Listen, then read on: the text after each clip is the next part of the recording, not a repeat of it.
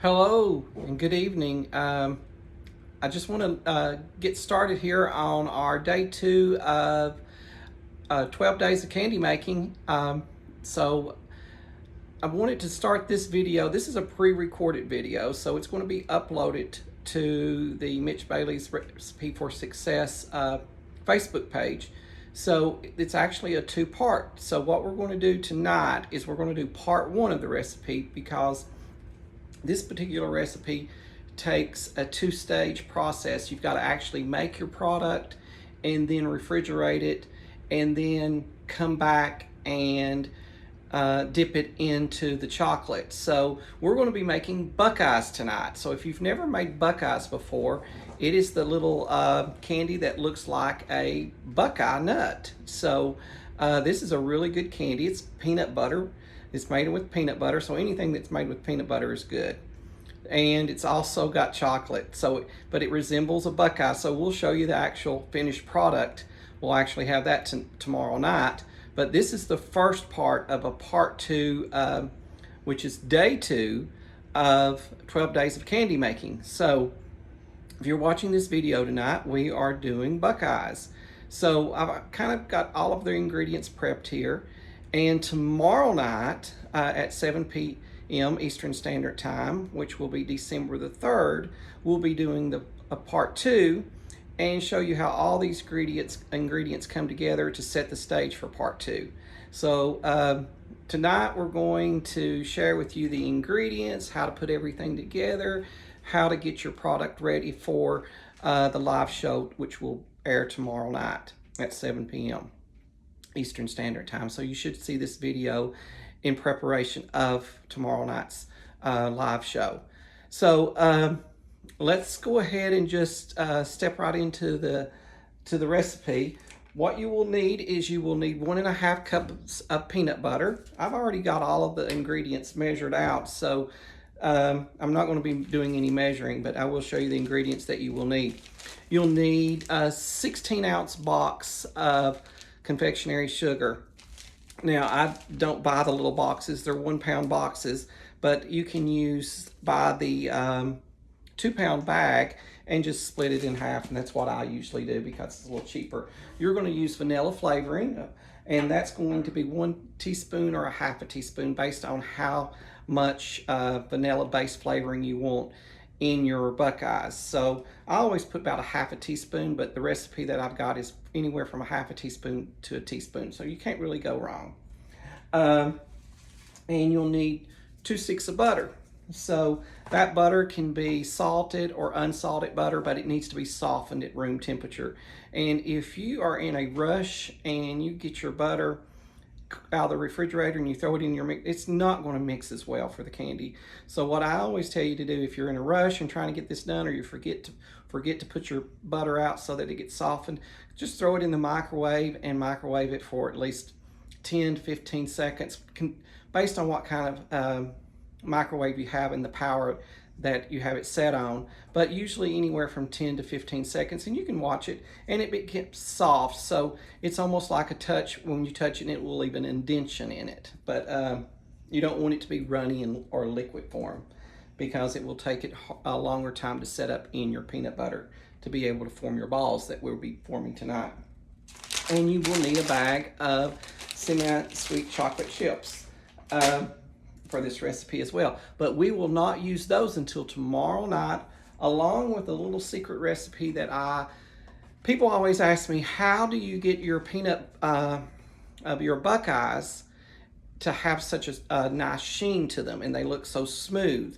Because when I dip mine into chocolate, melted chocolate, they don't come out with that nice, clean, smooth sheen, and it's almost like glass. The secret to that is paraffin. Now, a lot of individuals don't like to use paraffin, but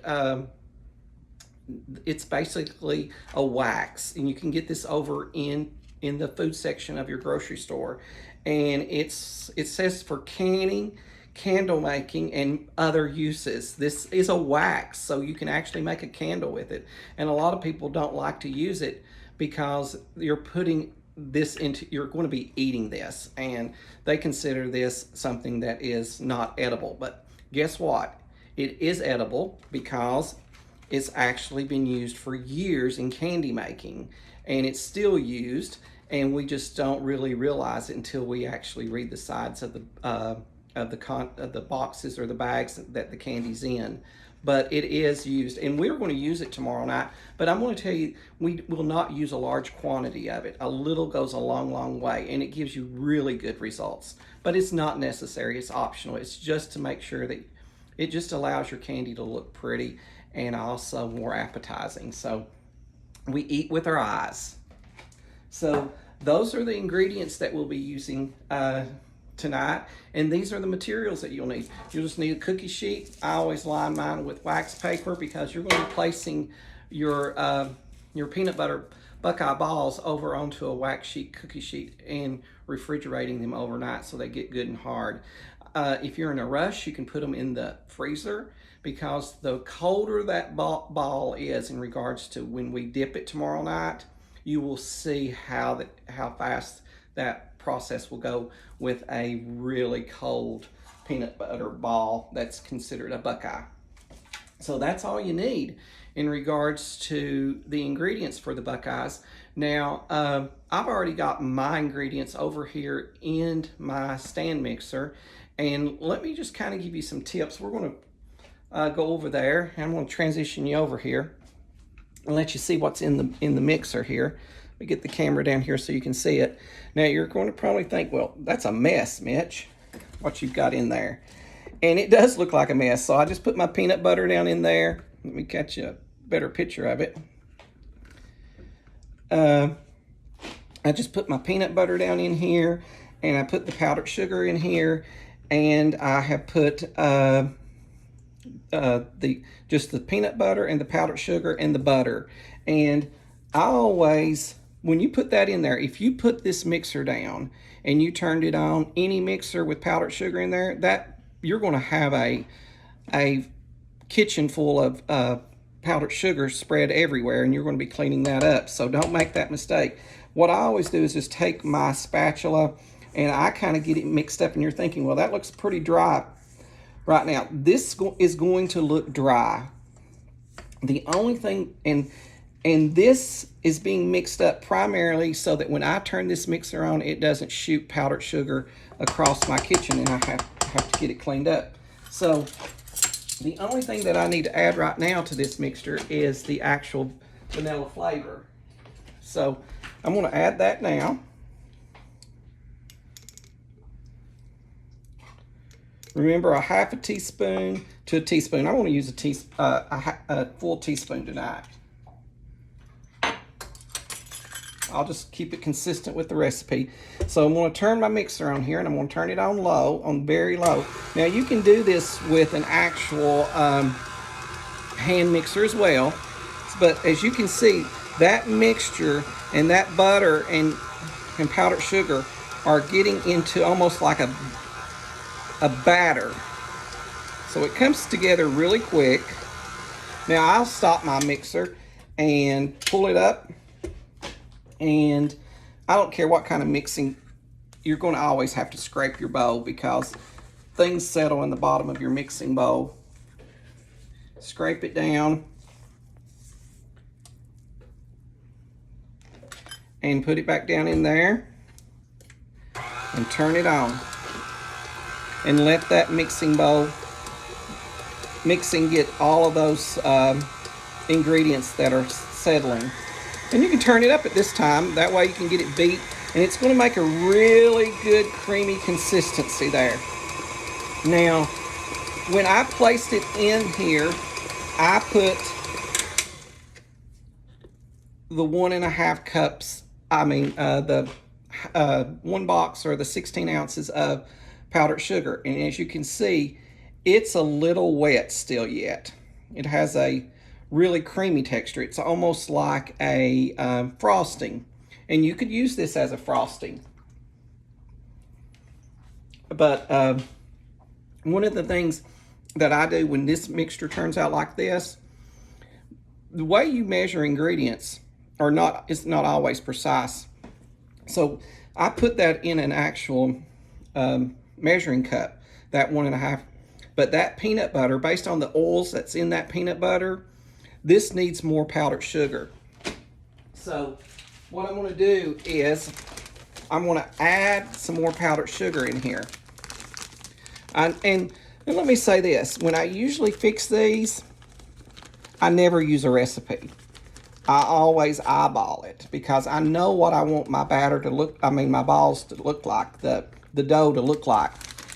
So this, based on what I'm seeing here, is I'm going to add some more powdered sugar. See how that powdered sugar whipped really up fast out of there? I should have used my spatula and pushed it down in there. See how it changes the texture of that, just that little bit of powdered sugar, probably about it was an 1/8 of a cup that I put in there. And let's turn it off. And as you can see, it changed the consistency of what that dough, and I call it peanut butter dough. It's going to be your dough, your product, and it's going to be still, based on the oil in that peanut butter, there needs to be a little bit more. You want that to look like a crumbly like texture, almost like biscuit dough or a pie dough. So I'm going to sprinkle a little bit more powdered sugar in there. And sometimes what happens is if you do the powdered sugar in the bag instead of the box, it settles. So let me go ahead and incorporate that down in there a little, so it won't whip all over this kitchen.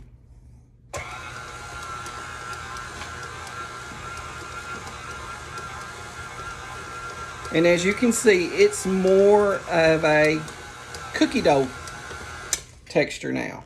And if it hangs on your beater like that, and you can pat it, see how you pat it, and you can actually see some of your fingers in the dough. Now, God gave us 2 hands, and those are our 2 best utensils that we have. So, but always make sure that when you are working, sometimes you could have done this with a spatula, but I always wash my hands really good and before I cook anything. So that's what I did. So if you've got to use your fingers to get something off, I see a lot of people cook and they will not scrape their bowls, or they will use a spatula, and you can't get everything out, or a spoon or something out. And they waste a lot of ingredients. And I always say this, I was raised that you don't waste. So sometimes you have to use your fingers. So this is what it looks like. That gives you almost like a ball form consistency. And you're going to pick it up with your hand. Now you see there's probably some powdered sugar in there. So let me go ahead and slide the mixer back here. I don't care how careful you are, you're going to get some of that powdered sugar somewhere in your kitchen or on your mixer. So, as you can see, I've got my dough here. It's almost like cookie dough, and that is the base for my peanut butter Buckeyes. So, let me go over here and transition this back over here to the work table, and we'll take this, and I'll show you what we're going to do with it.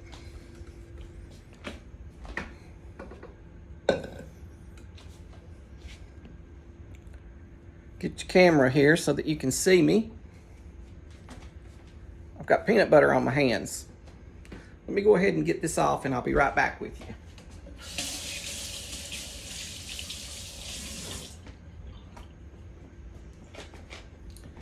Okay, so like I said, here's our mixture, and let me get my spatula over here. I'm going to mix it a little bit more in the bowl because I do not like to waste ingredients. And sometimes your mixers, regardless of the beater that you have, it's going to leave some of the powdered sugar in the bottom. So we are good. And actually, this is the spatula test for this. If you can take that and almost form a little consistency a squishy ball, your Buckeye dough is good. So let me show you what I'm going to do now. Now, you've probably seen or saw this recipe before and it be made. And you'll see some of the Buckeyes are small, some of them are big, some of them are different shapes. It all depends on the time that you want to take to roll out your balls or to make your balls. This is going to make anywhere from 30 to 40 balls. So this is a utensil that I use here. It's one of the small cookie scoops. And I use that and I scrape. And as you can see, I've got that much. And it's made a ball for me already. Now, if you don't have one of those little miniature cookie scoops, you can use your hands. It is perfectly fine. But as you can see, I made that ball instantly there. And it is, and what I do is then I lay it down on my cookie sheet and I covered it with wax paper. You don't have to spray it or anything, but you can take your hands and you can get you some batter out like this or the dough and you can roll it in your hands. Now, if you roll it in your hands, you're going to be doing that over and over. Let me tell you, if you want to do it with a scoop and you've got a scoop, that's perfectly fine. But now I've made a lot of Buckeyes, so I can basically pick up what that scoop picks up. But some people, I've had individuals that I've showed how to do this, they'll pick up and they'll say, mine's not all the same shape. And when I put it out on my dish, people are, well, all of them's not as pretty as yours. A lot of people like their candy to be pretty. So if you do the miniature cookie scoop here, you can buy these. They're like $6 or $7 at your local store over in the cooking section where you buy your pots and pans and utensils. They're there. But you can make all of your balls be the same shape. And let me just show you how I did that again. And I scrape it so that this particular, it's smooth, and then it automatically releases it because it's got a whip spring in it. And it's done, and I can place it on my cookie sheet. Now, if you're making lots of these, this is the tool to have. If you don't, then do it with your hands. It's not going to hurt anything. Now, if you do it with a cookie scooper, this is what I recommend that you want to do if you really want to make these really look pretty. I take them and roll them in my hand just a tad, and it smooths the top up, and then I just place it back over on my cookie sheet. Now, that's it. That's the first part of making Buckeyes. So what I'm going to do is I'm going to finish making all these. They'll go in the refrigerator tonight, and they will refrigerate overnight, and I will pull them out tomorrow evening. And when you tune in live to our second part of day 2 of the 12 days of candy making, you'll be able to see the finished product. So I'm not going to stay on here tonight and show you how to roll out 35 to 40 Buckeyes. So I think you've got this down now. So if you've got any questions or anything, put it in the comment, and I'll respond to your comments. Remember to go over to Mitch Bailey's Recipes for Success and follow me. So if you want to see more of these recipes and see what we're going to be doing for the rest of the 10 days of the candy making for Christmas, go over and follow us, and that way you'll be able to see me on Facebook. Also, if you enjoyed these videos, please like and share, because it increases the opportunities for these videos to go out to more and more people and help them enjoy candy making as well. Remember, I'll see you tomorrow night at 7 p.m. Eastern Standard Time, and we'll be going live, and I'll show you how to finish these Buckeyes up. And you'll be able to enjoy these with your family during Christmas or any time of the year. Y'all have a great night. I'll see you tomorrow night.